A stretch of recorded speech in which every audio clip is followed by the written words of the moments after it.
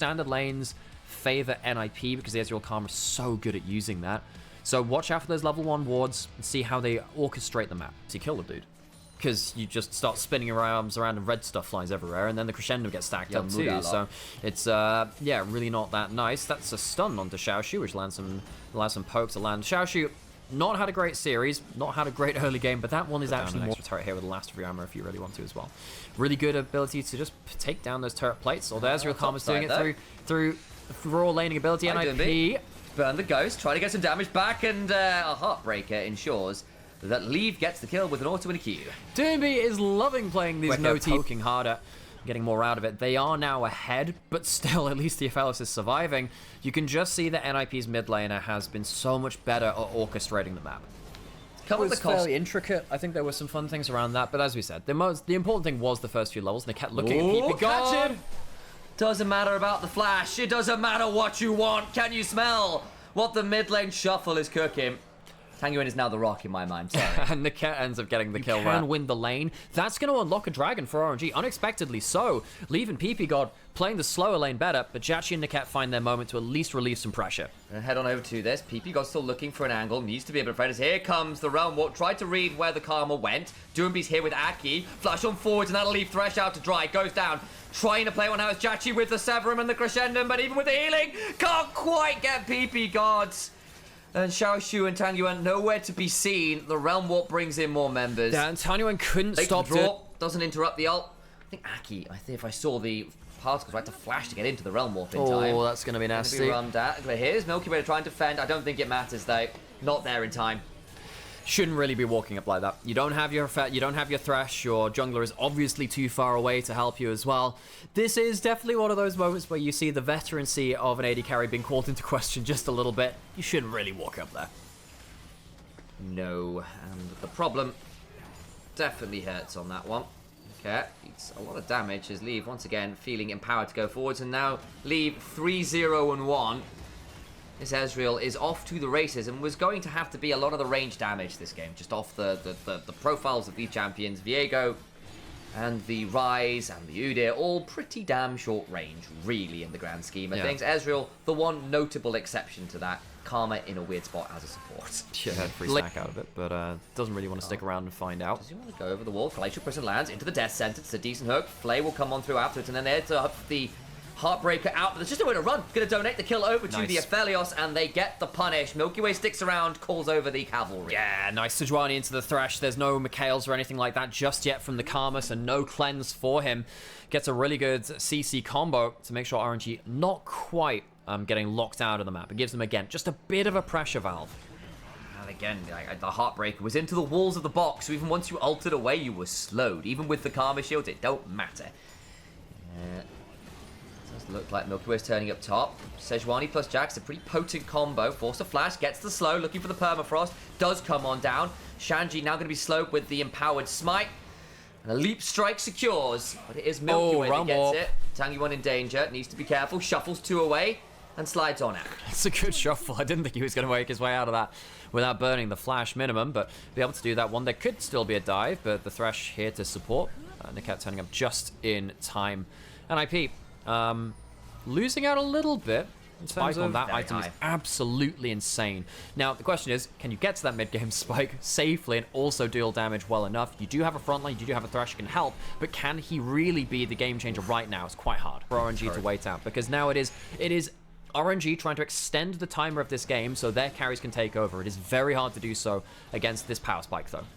Shanji now in danger. The hook lands. That'll be a big flay back into the shuffle. Trying to go down, and he does get burned. The flash not going to be enough to come and help save from PP God, who wanted to try and get in and help on out that. They get the pick. Back into the game, for sure. Missed an ult. Xiaoshu, though, will be able to claim this top turret. And a reminder what happened. There was a play bot. Jachi got a kill. Helps keep him within touching distance. Still behind this Ezreal, but it's like the kills matter a lot to keeping this Aphelios useful. No, my day's just about out of range, but Aki was waiting! Flash away from Jachi, keeps him alive for a moment, but the overload Spread gets the kill with a bit of spell flux. Oh, so close to getting out. I wonder whether Niket could have lantern flash to get that extra distance, though. I don't think they respected the Rise coming in with the Realm Warp. And just as we were saying, you know, well, RNG, if they survive through items, maybe that could work really well. It's just so hard to do that against this power spike. Man. Herald comes in, 6 scrubs for NIP. They start to turn on the afterburners. It's sad to see this happen after a pause. The more veteran teams tend to work better after pauses because they just tend to have their heads in the game. So frustrating. Oh, that's got to be a heartbreaker, actually. Suddenly 5k down in gold, things starting to destabilize. NIP, another great force to play. NIP, one of my favorite. Why is Aki here? He's okay. Yeah, he's fine. I was just wondering why he was sat between both jungle and mid lane. But hey, he was sat in the Harrowed path, so he was okay with that for now. There's a low road and a high road, and apparently Aki has decided to go for the edgy middle path. It's like being a grey Jedi, guys. Like, don't be a fan fiction person. Swing and a they miss. both threw them at the same time. That's unfortunate. True Shot Barrage stings to him be flashing, but an ult over the wall. Not going to be quite enough until a flash forward for the Spectral Maul onto Niket, who's still running away really fast, but a flash Q secures the kill. Leave picks up the kill, but Aki feeling it so much this split. For someone who had maybe his worst year in his career last year, getting subbed out for the first time, really having a comeback in 2025 as it stands so far. He's managed to come in with a real amount of wind in his sails. Jachi now trying to push in this mid lane. Tanuen forcing forwards again, but RNG, another play which destabilizes the game for them. They just can't deal with NIP's power spikes.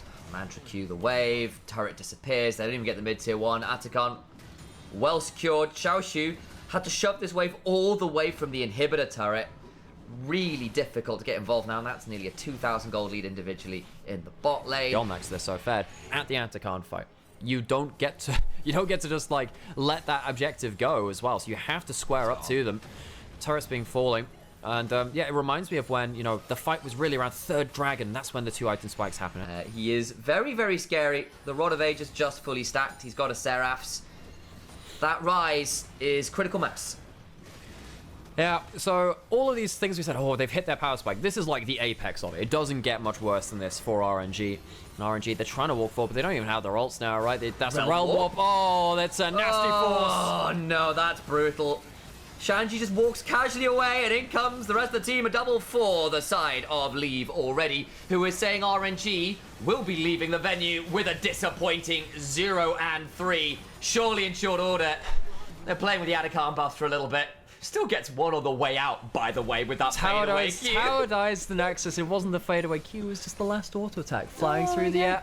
Would have been body blocked. The correct decision there to say, all right, you can't block the auto attack. You don't have a Braum shield. I'm making mistakes, don't Sam. Okay. I'm watching you. It's quite scary. Please look at the screen. Yeah. No, I'm looking at you now. I know, he's just turned his head sideways, guys. There's a little bit of the Exorcist. Every time he says something now, I'm just gonna call him out. Sort of like a really angry owl. That's the one he's taking. No one's clipping this, please. Well, hey, you hear that one about Milky Way with the high-pitched voices and a Baron Steel? He's coming around. He was going to spot this out a little bit too early, though. He's been spotted. They should know that the HP is going down, but yeah, he's just going to get forced off. Approached a little too early. She got taken down somehow to a 3rd HP. No, wait, not with a Q steal. Hang on.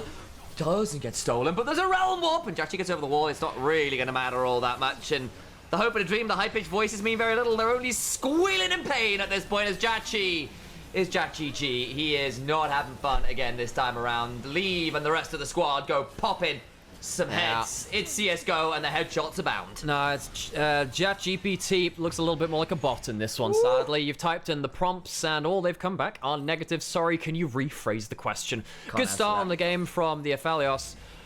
Really just hasn't been able to be played around. As soon as we came out of that pause, NIP turn on the afterburners, and if there is one thing this team is, they are decisive. They've got 15 seconds on Jachi respawning.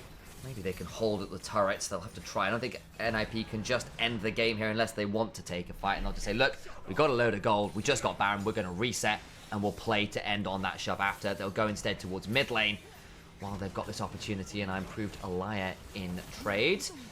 Milky steps forward. It's decent hope, but again, the follow-up just can't be there. Doesn't care. It just doesn't matter to him. He has the Mercury magic shields as well. Hook goes wide this time. They are down for like 12,000 gold. So much gold. Hit them with the wallets, NIP. It's not a wallet, it's a bloody bank vault. It's coming on in and dropping out of the heavens like a 10-ton anvil. Someone queue up Looney Tunes. It is all over now, folks. And they'll see you next time. Jachi down again as Leave just isn't missing. Skill shot accuracy as he fires a W behind him. I saw that. He does that one for style. He knows he's got the stats and he knows he's got a team right behind him, and that's an ult going wide. Oh, someone queue up the Call of Duty montage and hit up some 30 seconds to Mars. It is a bit of a shooting gallery out here, and a nuclear warhead coming in with a 25 kill streak at this point. One back onto the Viego isn't bad. As Tanyuan goes looking for PP God and Leave and can't quite find them, but the disengage is good and the dancing shoes are well and truly on. NIP, not a problem at all. The ninjas are in pajamas because they're putting this series to bed. What a statement series from the AD carry of Ninjas in Pajamas. This guy may just well be the next big thing in the LPL as NIP